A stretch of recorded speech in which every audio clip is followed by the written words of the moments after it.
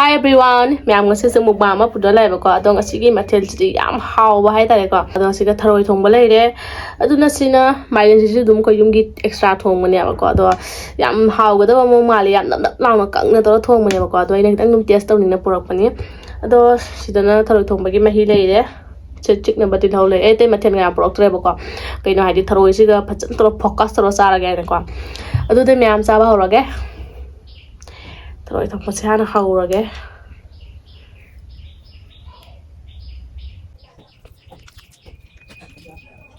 tama hi to ni ga ho ji ba cha ba ho le myam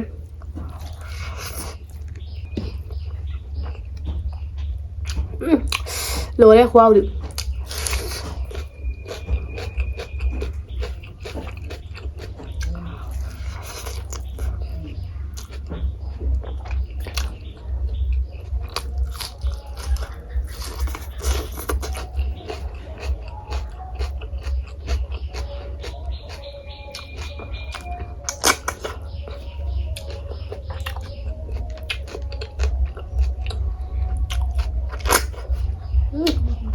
khó không nhỉ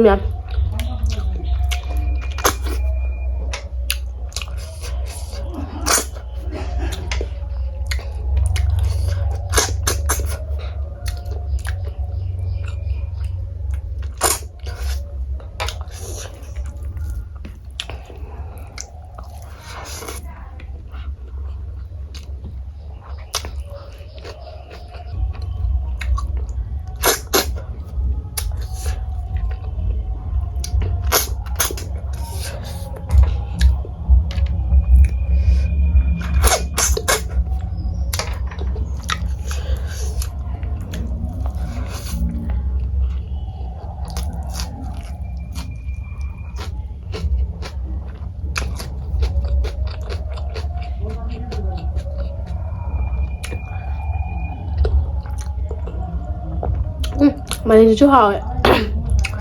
ngược kham mà sao bà thua kìa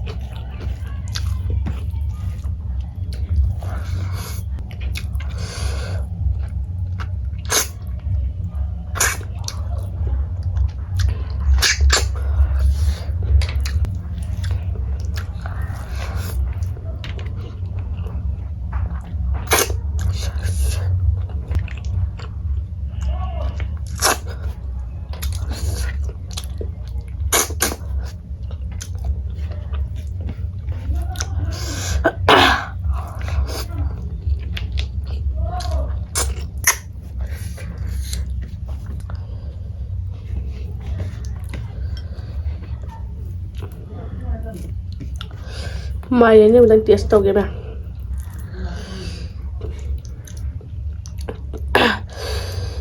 cha cái tụi nó mụ cha cái chành hào bên kìa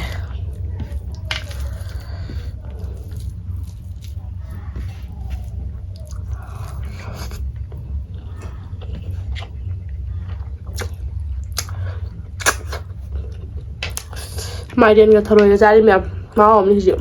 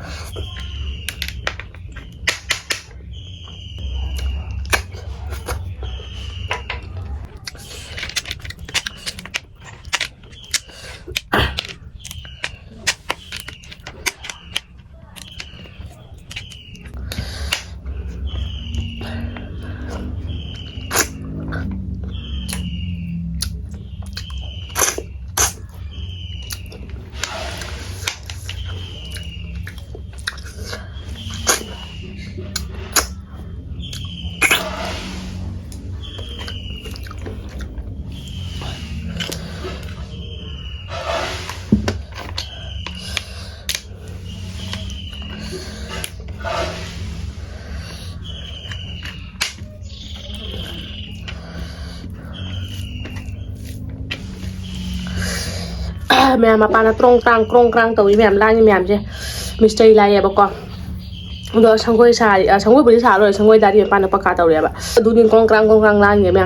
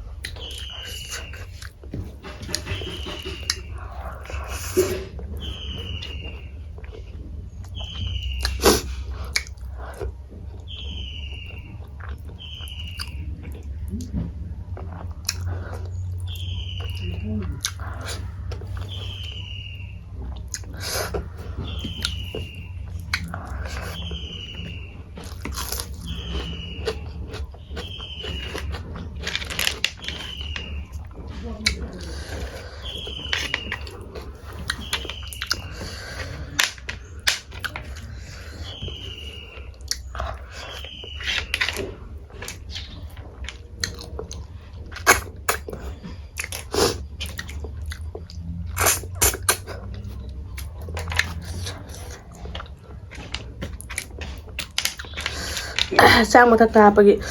tharoi ka sa ka loi punja na ya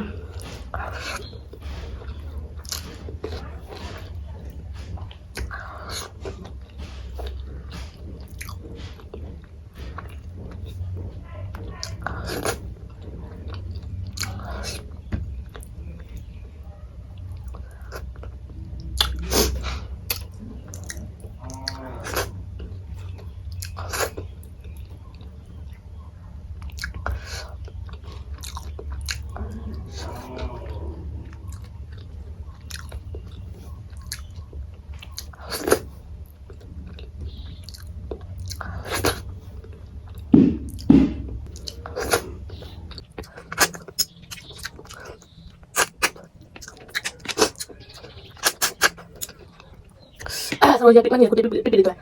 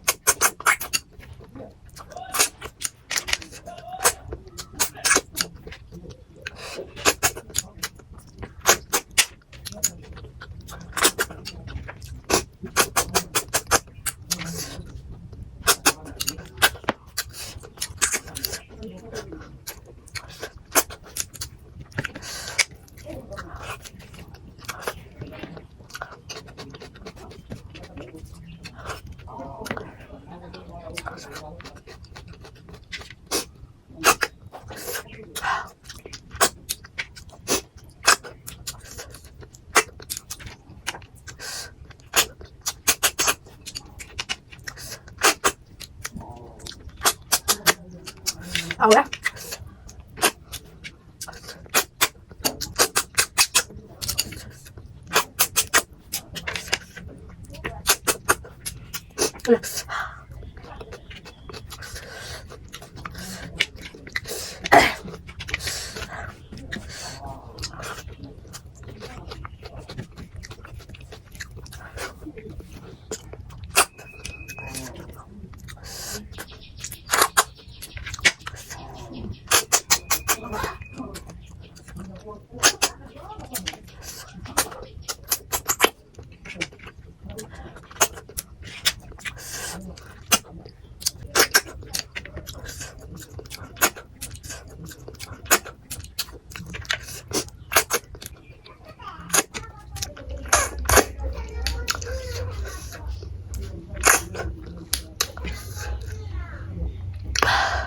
Rồi mà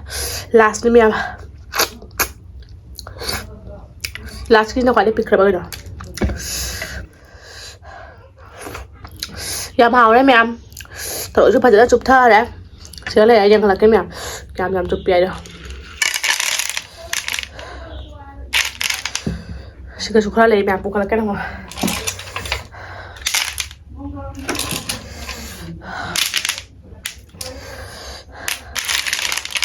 bà nhà mẹ sẽ đẹp chạm một muốn đi mẹ đôi mẹ thợ chụp phải chụp thơ đấy chỉ mang những phải xa đấy phim phim cho cái có cái gì mukbang cái xoay chân rồi này bye bye